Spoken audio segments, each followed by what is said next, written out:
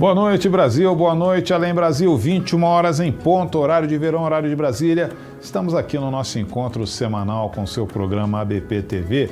E hoje é um ABP TV especial, CBP Gold, a psiquiatria e as ideologias em saúde mental.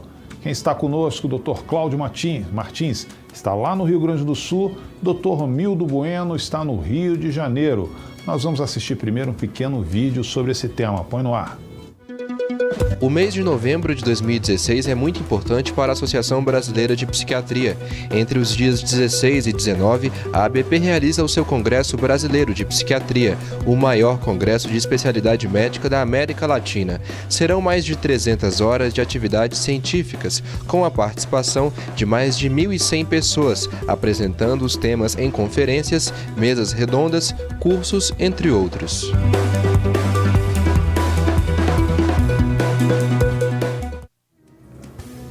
É isso aí, meu boa noite muito especial para a doutora Sandra Peu, obrigado pela audiência, Raquel, Tatsiana Guedes, muitos que já estão nos acompanhando aqui, muito obrigado pela audiência. Você também pode participar deste programa enviando a sua pergunta, a sua sugestão. Põe no ar, Diego. Para participar é muito fácil, basta acessar o portal da ABP, www.abp.org.br.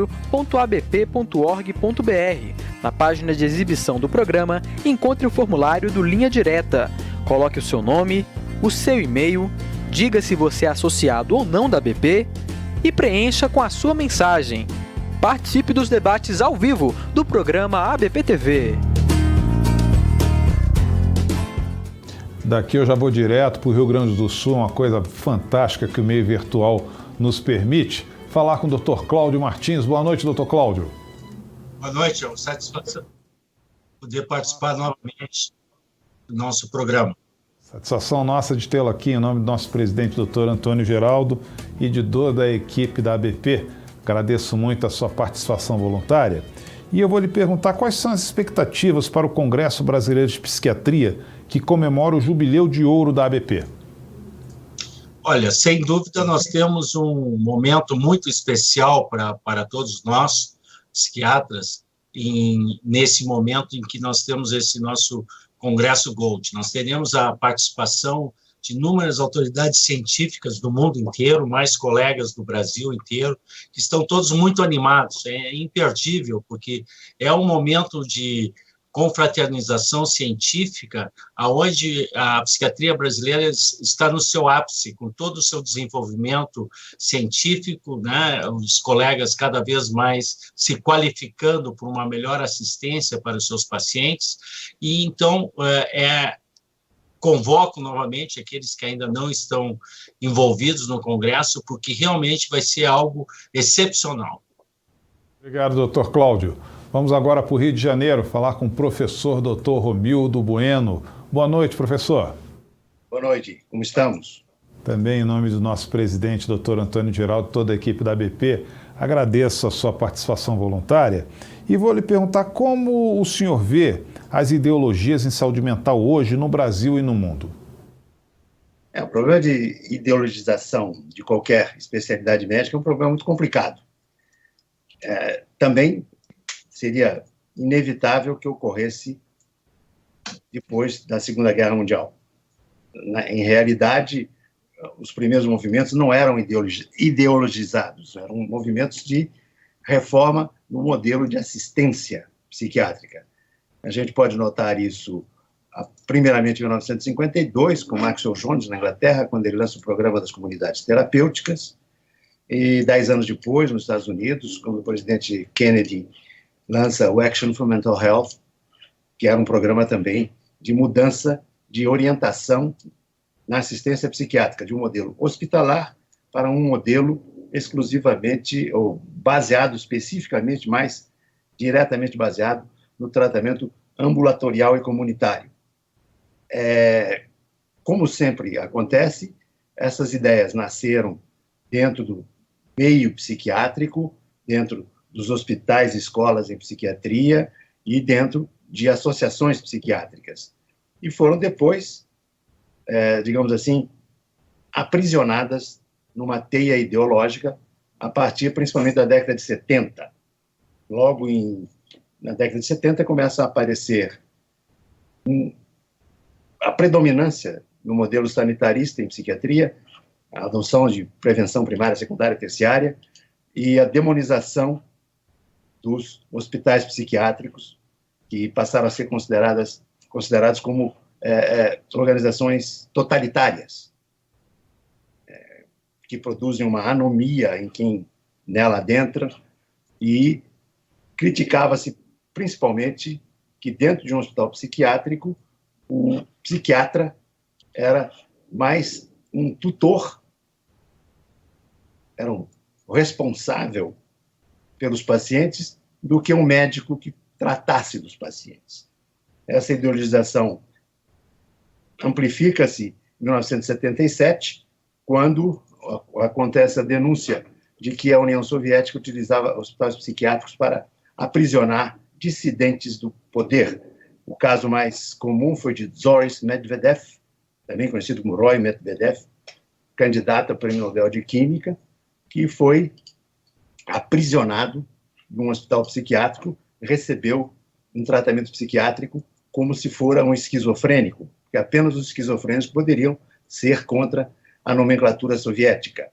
Isso desencadeou a famosa Declaração de Havaí, que a Associação Mundial de Psiquiatria está retomando agora com a Declaração dos Direitos Civis dos Pacientes Psiquiátricos, e aqui no Brasil a gente dá como marco inicial da ideologização em psiquiatria o Congresso Brasileiro de Psiquiatria, realizado em Camboriú.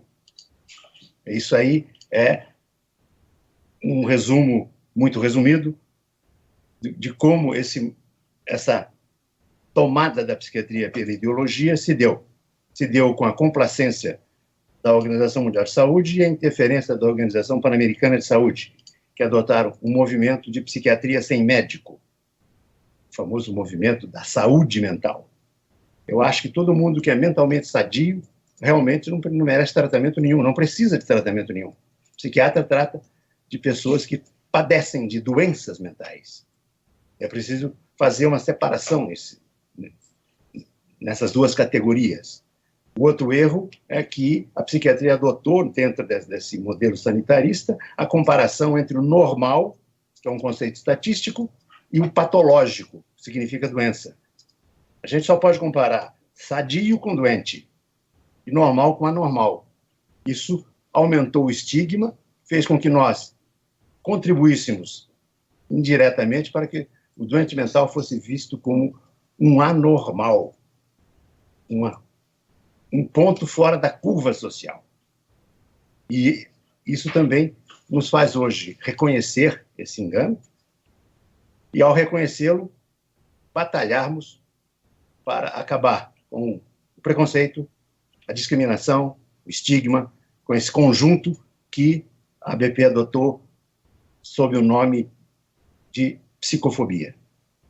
Esse é só um resumo. Precisando de mais coisas, qualquer esclarecimento, eu estou à disposição. E creio que o Cláudio, durante esse período que eu mencionei, parte dele, o Cláudio passou como estudante, mas um estudante observador também poderá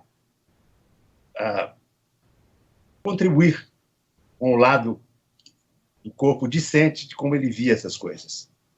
Doutor Cláudio, fique à vontade, doutor Cláudio, pode contribuir.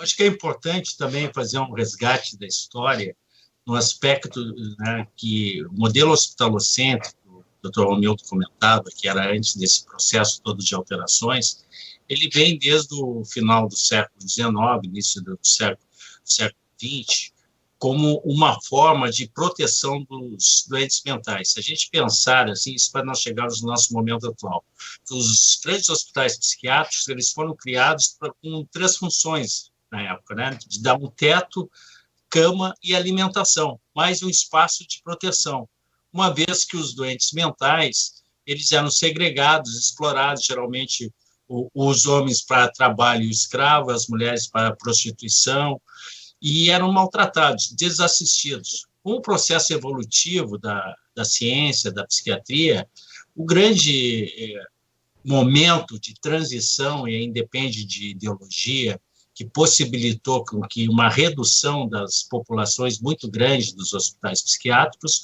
foi a introdução, nos anos 50, de medicações eficazes, ditos antipsicóticos, que foram propiciando um controle maior das pessoas que tinham doenças mentais graves, que era essa grande população que estava lá.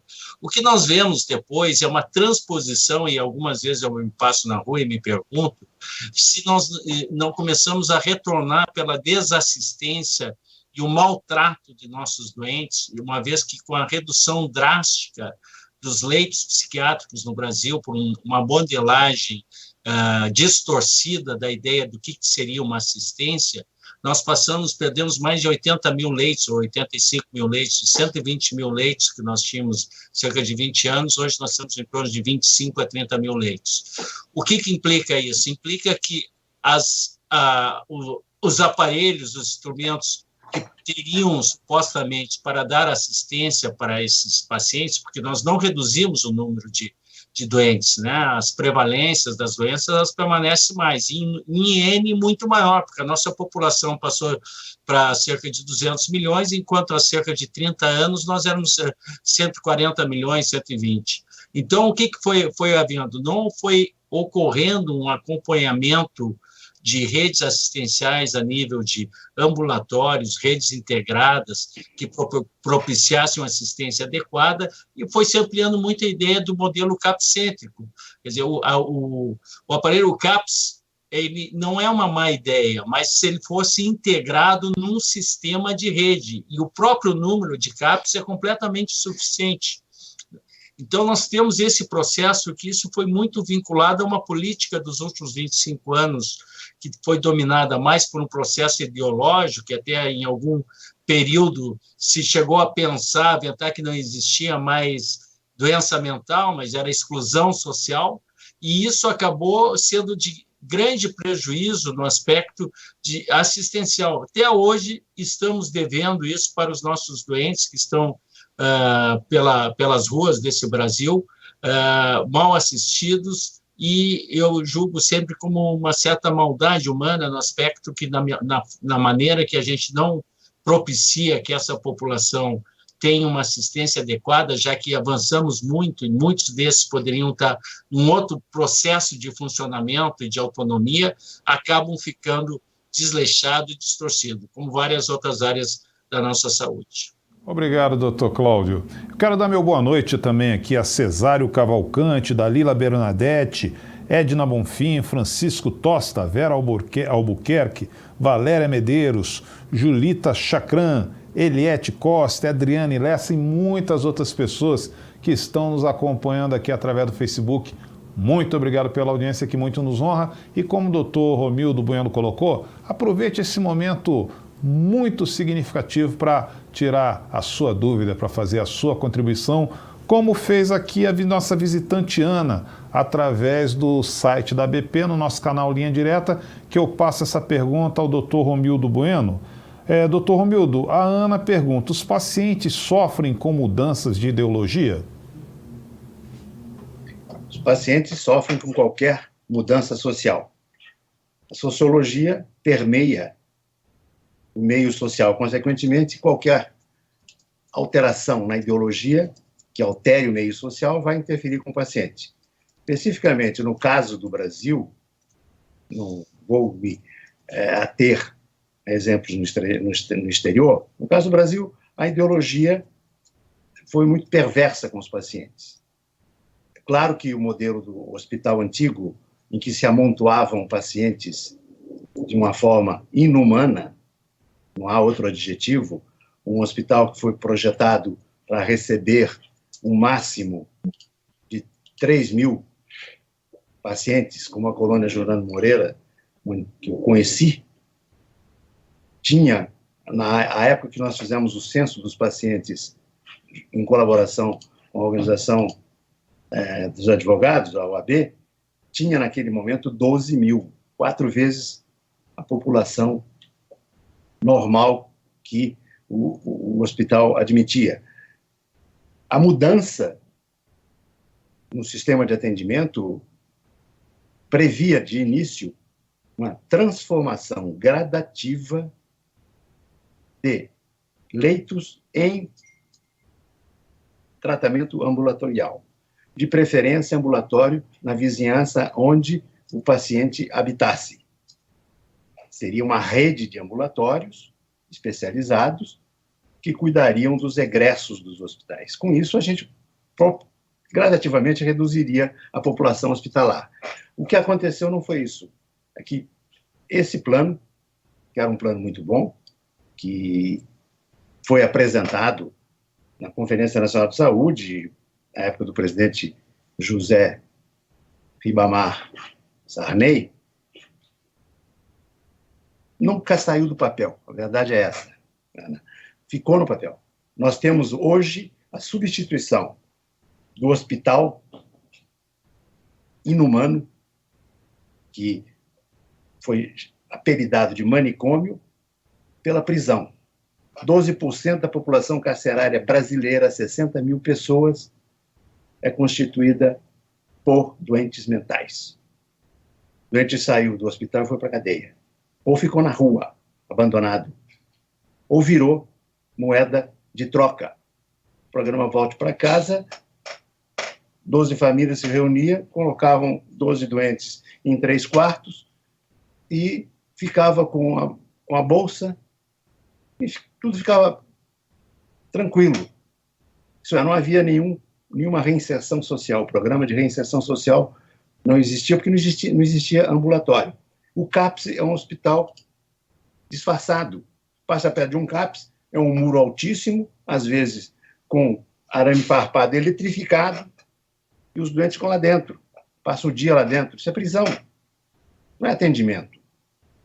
Atendimento psiquiátrico pressupõe uma equipe de tratamento. Então, essa equipe atua tanto no nível do ambulatório, no nível da enfermaria psiquiátrica do Hospital Geral, no hospital especializado e principalmente no CAPS, que é o, digamos assim, um instrumento de ressocialização, daí o nome. Centro, atendimento psicossocial. O CAPS é o fim da linha, não é o começo da linha. E aqui no Brasil, o CAPS é o começo, o meio e o fim. É o alfa e o ômega. Não faz o menor sentido. E por que é assim? Por causa da ideologia. A ideologia predominante nas políticas públicas de saúde é uma ideologia que baseada em números. Tem que ser estatisticamente eficaz. Ela não precisa ser humanamente eficaz. Os programas de saúde pública que melhor funcionam são os programas de vacinação, sem dúvida. Mas nós não temos vacinação para todas as doenças, nós não temos vacinação para diabetes. Ou ele é do tipo 1, é do tipo 2.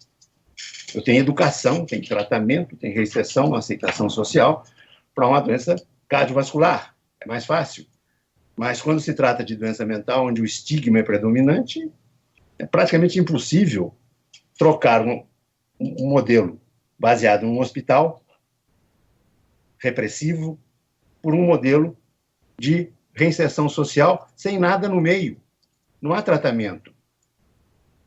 O paciente tomava XPTO 20 miligramas no hospital, está tomando XPTO 20 miligramas quando toma no CAPS. Cadê o programa?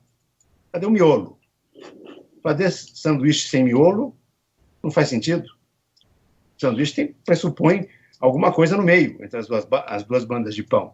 Nós estamos nessas duas bandas por motivo ideológico. A saúde pública considera a psiquiatria um investimento sem retorno,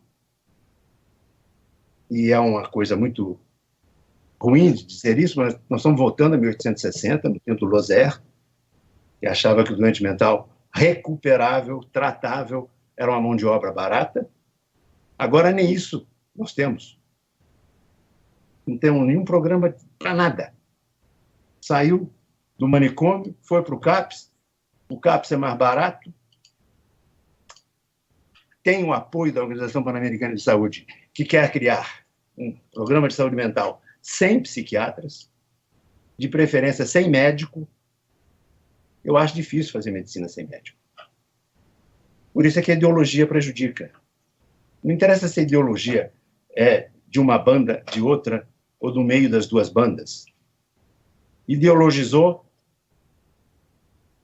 realmente piora. Porque aí, dentro do nosso sistema pragmático, se o doente mental não tem retorno, o que eu vou tratar? Então, entre aspas, o governo considera o doente mental um cidadão inútil, um anormal, para que tratar? Espero ter respondido a sua pergunta. Obrigado, doutor Romildo. Doutor Cláudio, vamos responder aqui a Michele Freitas. Ela fez também uma pergunta através do nosso canal Linha Direta, no site da ABP. Ela pergunta se o Congresso Brasileiro de Psiquiatria também é importante para a formação de psicólogos. Olha, o Congresso Brasileiro de Psiquiatria ele é importante para todas as áreas da ciência, inclusive, evidentemente, a psicologia. Na medida em que se traz pessoas com grande saber científico que possam nos compartilhar, mais a ideia de se poder compartilhar com uma integração com colegas de diversas partes do país, e agora um dado muito importante, até para cá, sabendo, o Congresso Brasileiro ele passou a ser pontuado pela Organização Mundial de Psiquiatria com a pontuação máxima de 24 pontos. O que significa isso? É que os nossos colegas psiquiatras europeus eles têm que fazer uma pontuação anual para se manterem o seu título de especialista. E agora o Congresso Brasileiro foi eleito, já desde o ano passado, eleito no sentido científico, né, para dar essa pontuação. Então, no ano passado, nós tivemos cerca de representantes de 20 países, colegas de 20 países que tiveram participando do Congresso Brasileiro. Esse ano, provavelmente, nós teremos. E esse ano ainda nós temos mais uma característica do Congresso, que ele vai ser bilíngue, né, português e inglês na maioria das suas sessões. O que implica isso? Uma ampliação de responsabilidade de todo o processo de informação científica do Congresso. Então, a nossa telespectadora aí que está nos ouvindo, eu posso dizer que realmente ela teria uma oportunidade muito grande, e as temáticas são as mais variadas que possam interessar a ela e a todas as pessoas que estão nos ouvindo, porque amplia muito o nosso universo de conhecimento e a satisfação de poder se alimentar dessa cultura científica. Ok, obrigado, doutor Cláudio. Doutor Romildo, vamos responder aqui ao Laércio da Silva, que também fez a pergunta através do nosso canal Linha Direta no site da ABP. Boa noite, sou enfermeiro e sou integrante de um grupo de estudos da Universidade Federal do Espírito Santo que envolve saúde mental e drogas, Centro de Estudos e Pesquisas sobre Álcool e Outras Drogas. Vejo que a ideologização da psiquiatria ou saúde mental foi exagerada, mas como superar os grandes problemas históricos dessa área da saúde tão maltratada? E a ideologização das drogas, como o senhor vê isso? Laércio, a utilização de substâncias psicoativas é tão antiga quanto a humanidade. Nós temos que reconhecer que talvez a curiosidade e a necessidade gregária do ser humano fez com que certas dessas substâncias psicoativas, que eram usadas de forma ritual, passassem a ser utilizadas de forma social e, consequentemente, passassem a ser abusadas. Um problema de enfrentamento dessa praga é um problema que envolve diversos segmentos sociais. Envolve a parte preventiva, através da educação. Temos aqui no Brasil um programa muito eficaz para reduzir o abuso de cigarros. Então, é possível utilizar essa vertente. Nós temos uma vertente, além da educação e da informação, uma vertente de tratamento, isso é, temos que considerar que a dependência é uma doença mental em si, e por isso, quanto mais precoce o diagnóstico e mais cedo se inicia o tratamento, melhor a chance, como em qualquer outro tipo de doença. Nós temos o problema da assistência ao já dependente, aquele que ultrapassou e já é podemos dizer, polidependente, ele utiliza, abusa qualquer droga, e nós temos o problema da reinserção social desse doente que é dependente. Ao lado disso, nós temos que verificar como funcionam os outros setores, o setor de prevenção, o setor de repressão, o setor de apoio direto. A dependência não é uma doença psiquiátrica isolada.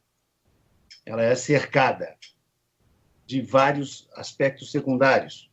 Nós temos um aspecto do indivíduo, que é o centro, temos a família, temos o seu grupo social, temos a sociedade, temos a transgressão do social e temos o dependente recidivante.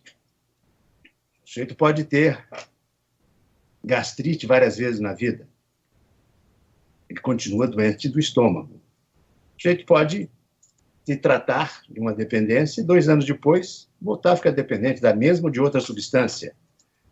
A ideia de que recaídas sejam considerados fracassos no tratamento das dependências é uma ideia ruim.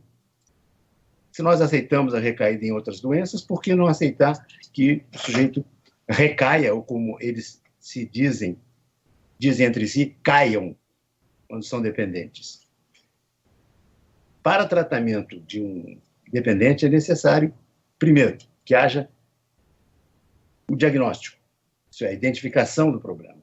Segundo, que haja uma vontade política de investimento na recuperação e na reinserção social do indivíduo dependente.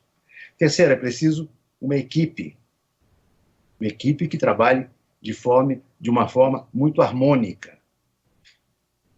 E uma porta de saída, um programa de reinserção social, de readaptação social, que o dependente, ele se isola, não é apenas para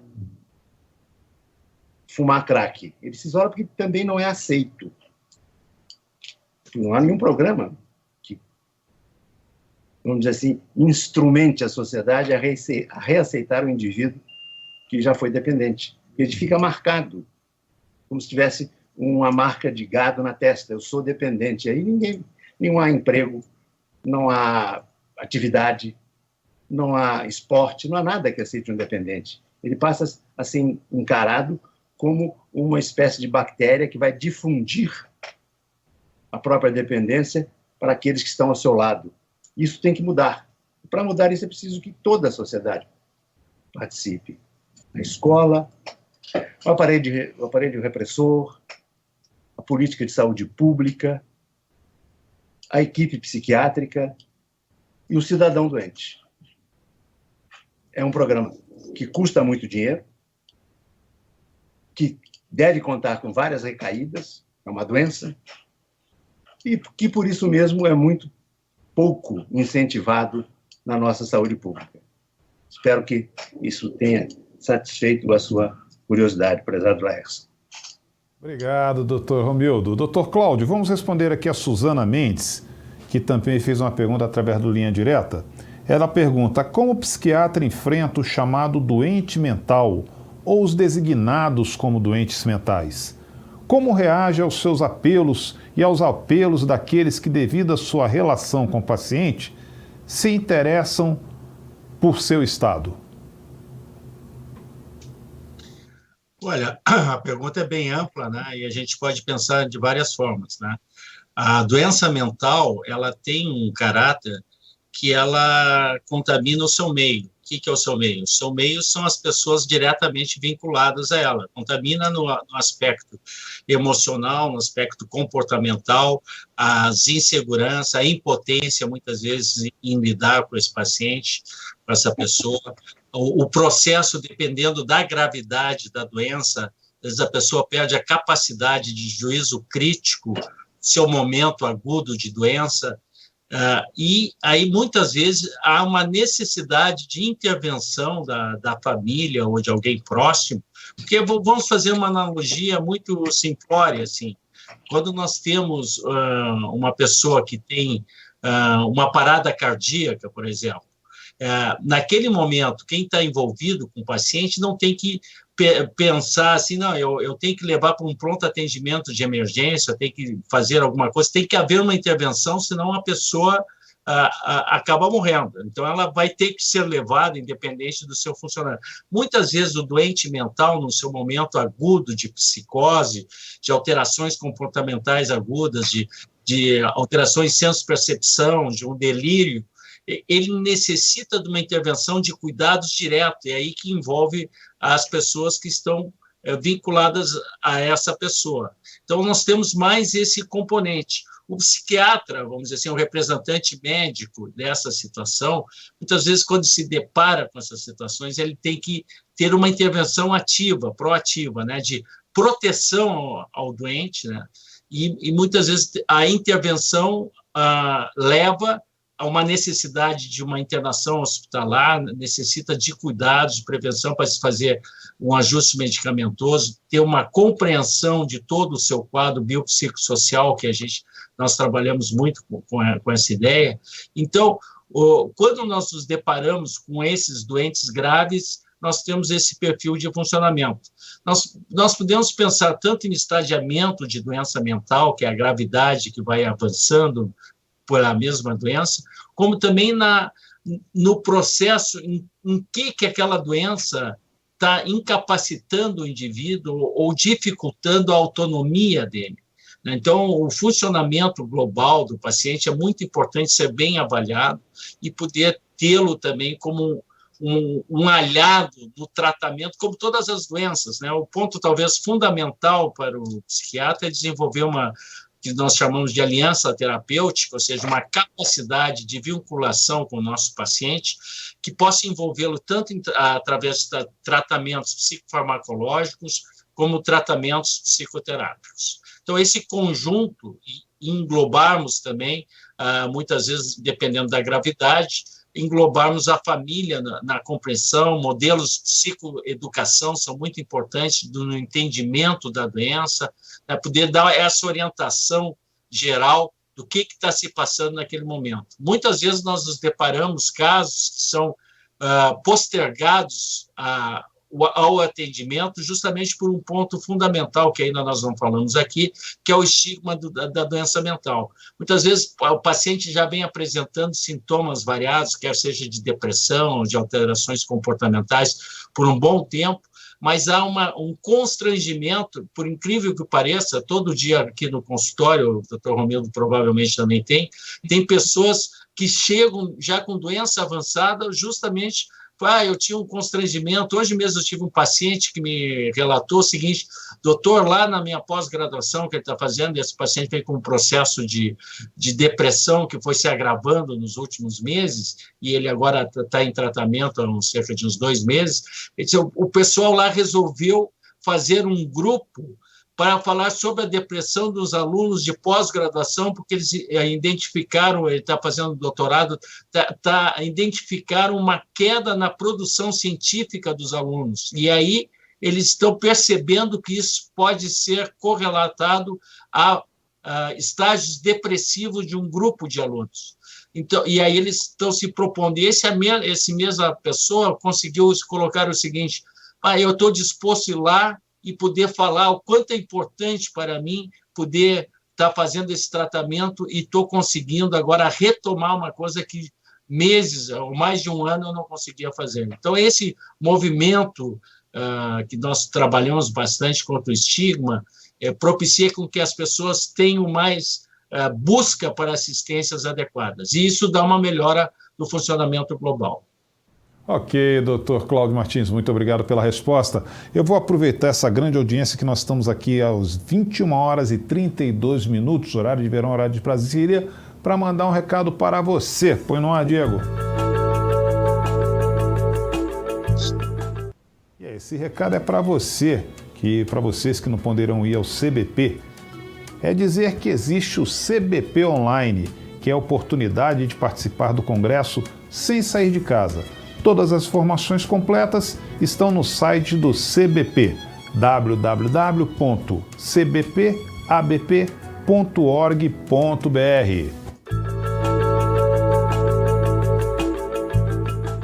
Recado dado, eu volto de novo ao professor Dr. Romildo Bueno, lá no Rio de Janeiro. Professor, a Jaqueline, ela manda uma mensagem. Ela pergunta qual o reflexo da reforma psiquiátrica para assistência em saúde mental. Bem, primeiro, Jaqueline, não há reforma psiquiátrica. A gente pode reformar um modelo de tratamento dentro de qualquer especialidade do setor saúde, seja ela médica, não médica, que se reforma um modelo. Eu não posso decretar, como foi decretado por alguns coordenadores de saúde mental do Ministério da Saúde, que a doença mental não existe. Isso é uma coisa absolutamente impossível. Eu citei a União Soviética anteriormente, no caso do Boris Medvedev, justamente por isso, porque lá a psiquiatria estava a serviço do Estado, o ápice da ideologização de uma especialidade médica. Aliás, todas as especialidades médicas obedeciam à Academia de Ciências da União Soviética. Não era só a psiquiatria. Então não há reforma em psiquiatria. Há reforma de um modelo. O modelo não se baseia apenas no psiquiatra. É o psiquiatra, é o enfermeiro, é o psicólogo, é o assistente social.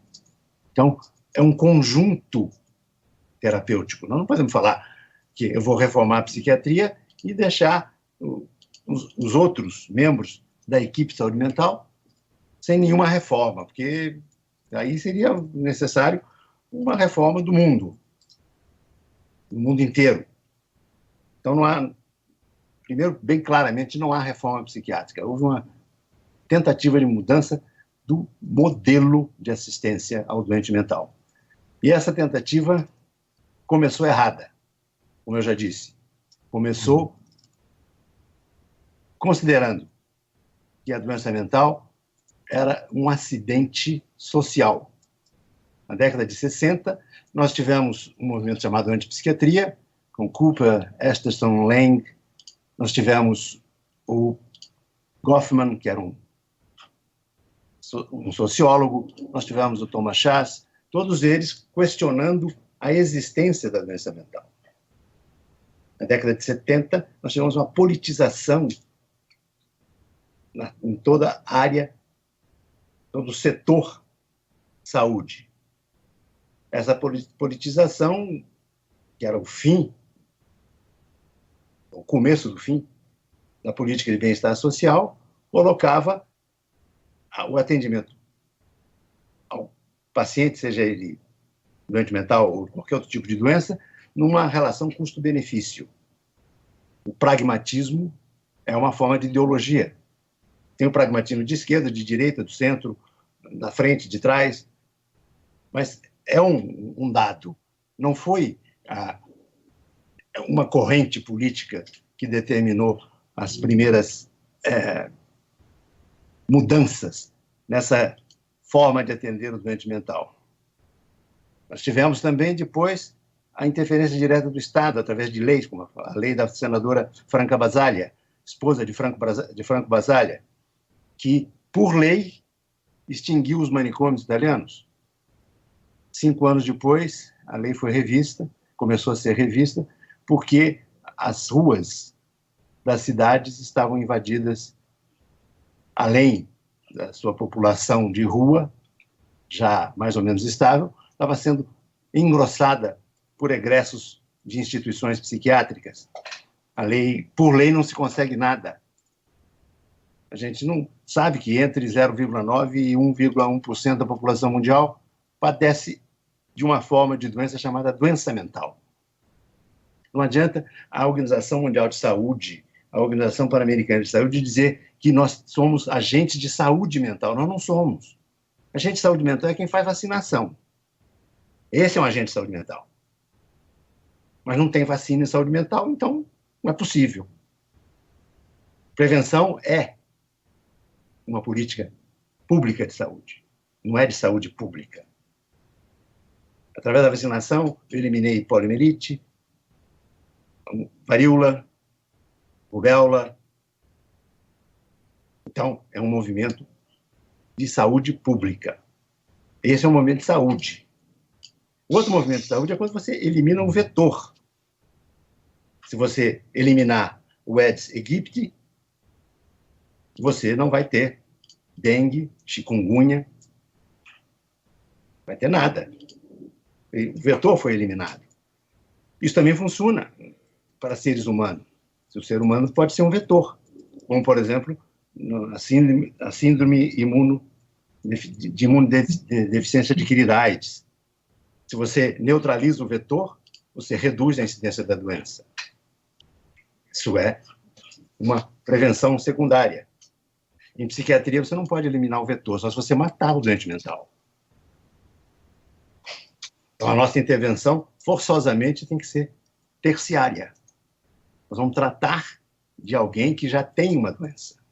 Essa doença pode ser geneticamente condicionada, pode ter influências sociais, de agentes estressores externos e internos. Jaqueline, não vem ao caso, Jaqueline.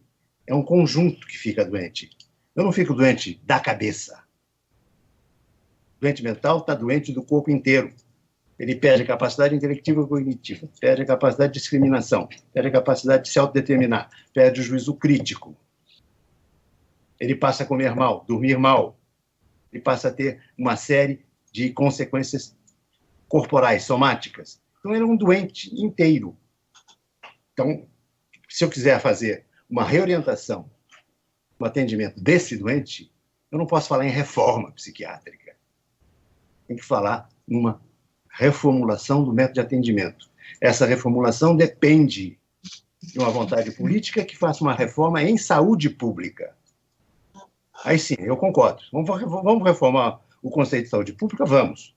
Aí a psiquiatria, a psicologia, a sociologia, a antropologia, a enfermagem, o serviço social, todo mundo entra. Vamos reformar tudo.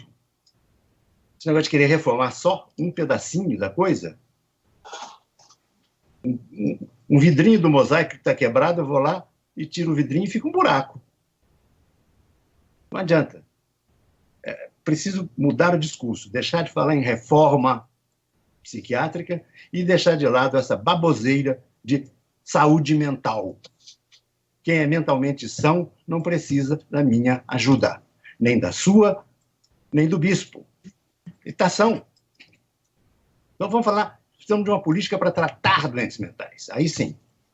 Aí a gente vai reformar a forma de atender a esse paciente. Mas primeiro precisamos mudar o nosso modo de pensar. Reformar o nosso pensamento é a coisa inicial e indispensável. Espero que você esteja satisfeita com a resposta, Jaqueline. Obrigado, doutor Romildo. Eu quero dar meu boa noite aqui à Ana Cláudia, Edna Veras, ao Fábio Pinheiro, Edna Bonfim. Muito obrigado e boa noite pela audiência. Doutor Cláudio, vamos responder aqui ao Antônio Carlos. Ele pergunta se as ideologias em psiquiatria ajudam no desenvolvimento da psiquiatria ou engessam. Ajudam ou engessam? Bom, eu vou começar fazendo uma colocação aqui que o Romildo terminou muito bem e que acaba... Eu sempre tive uma indagação e até vamos dizer assim, um conflito no hospital onde eu trabalho há muitos anos, que por um período colocava internação de saúde mental. E eu tinha aquilo ali, mas se o sujeito tem saúde mental, como é que ele vai parar dentro de uma internação psiquiátrica, né? Justamente porque era vigente o domínio ideológico naquele... isso aí não faz muito tempo, né? Alguns anos atrás. Felizmente, nós conseguimos transportar isso para ser uma internação psiquiátrica. Ou seja, uma internação psiquiátrica, ele não é nome feio. Ele é assim como nós temos uma internação de cardiologia, temos uma internação de pneumologia, enfim, das mais diversas especialidades médicas, a assistência psiquiátrica ela deve estar incorporada nesse perfil. E aí, indo ao encontro da colocação da pergunta, a gente pode pensar assim, que modelos capcêntricos também eles geram mais estigma aos pacientes do que se esses pacientes pudessem ser assistidos nos ambulatórios gerais, junto com as outras especialidades, uma vez que os pacientes são segregados, entre aspas, porque até tem aquela brincadeira, ó, lá vai indo aquela turma lá do CAPS, os louquinhos do CAPS, né? E que acaba sendo um modo até muitas vezes constrangedor para as pessoas. E aí entra a questão desse agravo da ideologização dos doentes mentais ou da doença mental, no sentido de que eles são segregados, não são assistidos integradamente, apesar de terem a política da ideia da ampliação de número de leitos em hospitais gerais. Isso é pífio, porque acaba não ocorrendo na prática, são mínima os leitos psiquiátricos em hospitais gerais, né? Foi havendo não foram instalados, a capacidade instalada é mínima. Então, esse processo todo de integração dos doentes mentais num sistema de saúde integrado é o que seria o mais eficaz, até porque os doentes mentais têm doenças clínicas integradas. A gente sabe o quanto é difícil a internação de pacientes com doenças mentais com comorbidades clínicas, porque os hospitais gerais não querem recebê-los, e os hospitais especializados psiquiátricos têm muito poucos recursos clínicos para assistir esses pacientes. Então, acabam ficando num limbo, então sem bem aonde direcionar. Então, e isso ainda está muito vinculado a esse ranço ideológico. Felizmente, eu acho que está havendo alguns novos rumos, na medida que tanto a BP quanto um pensamento mais amplo dos psiquiatras e algumas novas correntes aí do entendimento sobre a doença mental, como sendo uma alteração de mecanismos cerebrais que acabam gerando alterações comportamentais do pensamento, e como o Romeu muito falou bem, como um todo do funcionamento corporal, já que há alterações variadas. Estamos, eu acho que agora num processo, eu estou um pouco mais otimista nesse aspecto, de haver uma perspectiva, apesar da desassistência que nós temos, mas acho que novas lideranças, mais jovens que vêm por aí, não estão tão impregnados com aquele processo, eu diria até meio demoníaco, assim, desassistencial, aonde se tirava o doente mental do tratamento da medicina e de todos os agregados necessários para uma boa assistência. Obrigado, doutor Cláudio. Doutor Romildo, vamos responder aqui ao Danilo Gonçalves, que ele faz uma pergunta interessante. A finalidade da psiquiatria é o estudo do comportamento humano ou o controle do mau comportamento humano? Bem, isso depende de como a pessoa veja o problema. Eu acredito, sendo a psiquiatria uma especialidade do setor saúde dentro da área médica, o objetivo da psiquiatria é tratar e recuperar aqueles que padecem de doenças mentais. Qualquer outra coisa em que a psiquiatria seja usada é um abuso de poder. A psiquiatria não pode controlar o comportamento de ninguém. Não é tarefa da psiquiatria controlar comportamento, e muito menos alterar comportamento. A psiquiatria se destina a tratar daqueles que padecem de doenças mentais. A tentativa de legislar a respeito da psiquiatria é muito antiga, começa em 1838, na França, com a Lei dos Alienados, feita pelo Fauré, um discípulo de Esquirol, que era deputado provincial. Ele criou a Lei dos Alienados em 1838, a partir de uma decisão da Assembleia Revolucionária, da Revolução Francesa, de 1791, que foi feita pelo Cabanis, que colocou o psiquiatra, naquela época chamado de higienista, numa situação médico-legal, que substituía os decretos reais de interdição, tutela e isolamento dos doentes mentais. O psiquiatra entrou como aquele que ajuda a justiça a separar quem merece tratamento daquele que é um malfeitor, um simulador. Então, esse médico legal instruía a família a respeito dos direitos que a família e o doente tinham. Era uma lei baseada na Declaração dos Direitos do Homem da Revolução Francesa. Essa lei do Forret, de 1838, ela só vai ser adotada mais ou menos aqui no Brasil, seu sentido, em 1902. Mas é uma lei que prevê que, uma vez que o psiquiatra tenha diagnosticado a ocorrência de uma doença mental, que a família não tenha meios de prover o tratamento, que o Estado devesse tomar conta desse doente. É aí que nasce a ideia do hospital psiquiátrico. Mas o papel da psiquiatria não era controlar o comportamento de ninguém. Era de reconhecer que aquele comportamento era doentio e merecia um tratamento. William Tilke já tinha decidido em 1893, na Inglaterra, quando ele fundou The Retreat, que era um asilo de doentes mentais, que existiam dois tipos de doentes, os recuperáveis, tratáveis, e os não tratáveis.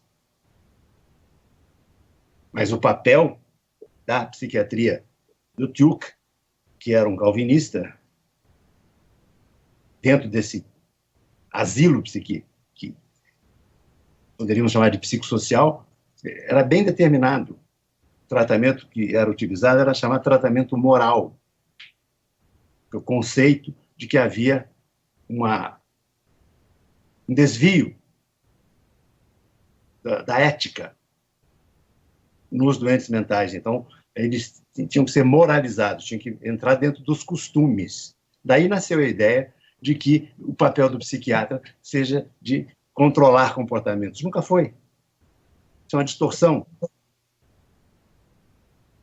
Os estados, os governos de quaisquer países ideologizam o papel do médico e do psiquiatra e de outras profissões afins para seu próprio benefício. A campanha oficial contra drogas, promovida pela Unesco, agência da Organização das Nações Unidas, foi retirada do ar de circulação após 5 anos, porque tinha aumentado o consumo de drogas.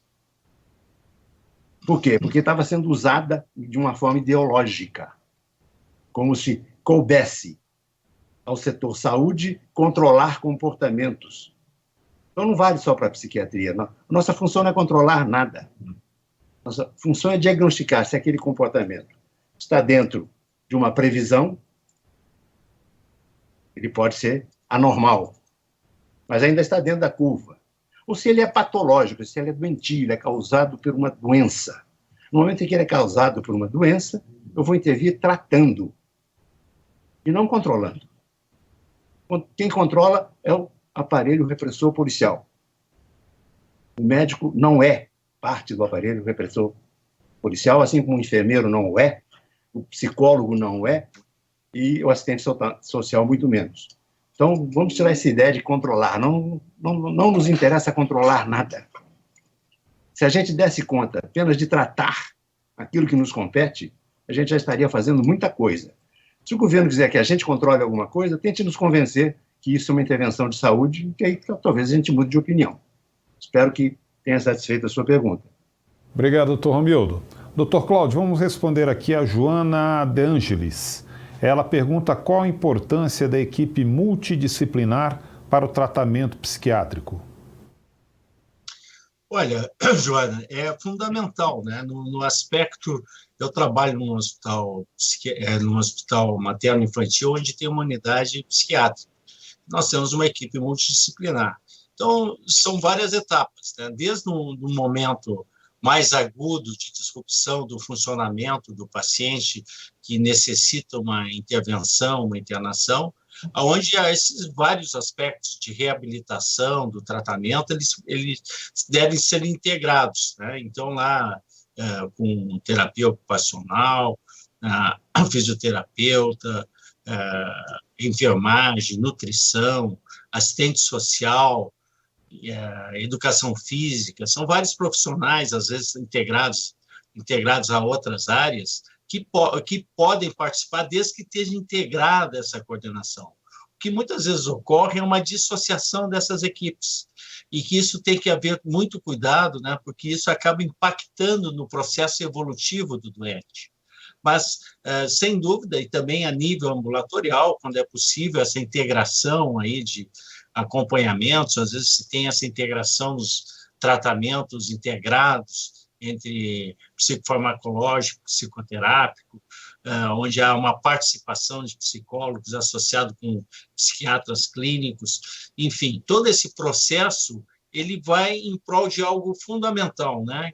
Que é uma reabilitação, uma estabilização da doença mental, que, em um período X aí do funcionamento do ciclo da vida, acaba intervindo. Algumas doenças, como o próprio Romildo comentou há pouco, e não é só a dependência química que gera recaídas ou reagudização de quadros, né? Nós sabemos que tanto doenças graves como esquizofrenia, que é uma doença que ela não tem cura, mas tem controle dos sintomas, transtorno de humor bipolar, uma doença que avança por ciclos durante a vida, elas necessitam um olhar atento de toda a equipe de saúde. E aí passa aquilo novamente, assim, que possa também ter um grande processo de psicoeducação, de identificação dos pródromos da doença, né, para poder fazer intervenções precoces no sentido de evitar o agravo da doença. Muitas vezes, esse processo nos auxilia o próprio paciente a buscar o atendimento precocemente e, assim, a abortar numa crise mais intensa que possa gerar maior danos, maior risco para o paciente, e isso acaba sendo algo que uma equipe multidisciplinar também pode vir a participar. Muito obrigado, doutor Cláudio Martins. Gente, são 21 horas e 55 minutos, faltam 5 minutos para as 22 horas. Nós até passamos um pouco do tempo de encerramento do nosso programa, recebi autorização aqui da nossa produção que eu poderia seguir, mas realmente agora faltam 5 minutos e eu quero aproveitar esses 5 minutos pedindo as considerações finais dessas, essa aula maravilhosa que ocorreu na noite de hoje. Eu vou começar com o doutor Romildo Bueno. Doutor Romildo, suas considerações finais sobre a participação de hoje no programa ABP-TV. Bem, é sempre um prazer poder ser útil e responder as perguntas tão interessantes como as que me foram enviadas. Eu acho que também é um momento que eu devo me pronunciar, convidando a todos aqueles que trabalham na área de saúde mental a comparecerem, participarem do Congresso Brasileiro de Psiquiatria, sua 50ª versão, que coincide com o 50º da associação. É uma ocasião única para entrar em contato com aquilo que de mais moderno se faz na psiquiatria mundial. Sejam bem-vindos ao CBP, quaisquer membros da equipe de saúde mental. Muito obrigado a todos e boa noite. Muito obrigado, doutor Romildo. Doutor Cláudio Martins, suas considerações finais sobre a apresentação de hoje no programa ABP-TV.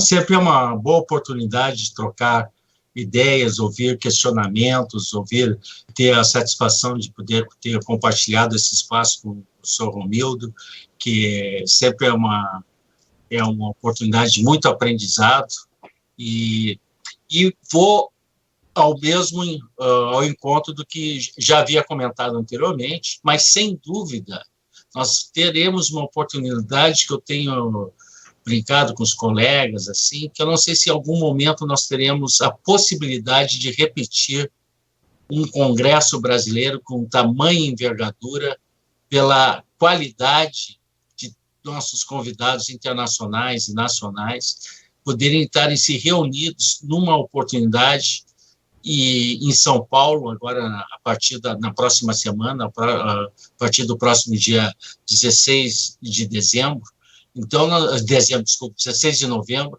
aonde estaremos todos lá, o professor Romildo estará participando e tantos outros colegas estarei lá e com muita satisfação estaremos aguardando a todos para que possamos conjuntamente avançarmos na busca incessante do aprendizado e do conhecimento sobre a saúde mental e sobre a doença mental. Eu estou vendo aqui muitas manifestações aqui de parabéns aos dois doutores e também muitas perguntas que não puderam ser feitas, faremos quando acontecer um tema similar a esse, mas também muitas dúvidas sobre como assistir esse programa de novo, essa aula de novo. Isso ficará disponível a partir de agora já aqui no Facebook e também no canal da ABP do YouTube. Então é importante, né, Diego, que você faça a sua inscrição no canal do YouTube na ABP.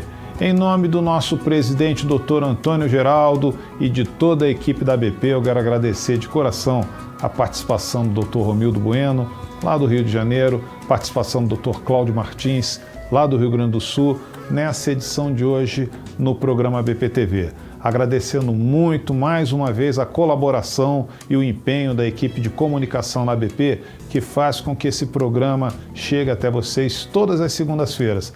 Mas agradecendo principalmente a você que participou, que mandou a sua pergunta, o seu questionamento, que está participando, que eu acho muito legal esse debate paralelo aqui nessa área de comentários do Facebook. Continue nos assistindo, continue participando. Temos um novo encontro marcado na próxima segunda-feira, às 21 horas, ao vivo aqui do seu programa ABP TV. Uma ótima semana a todos e a todas. Tchau, tchau.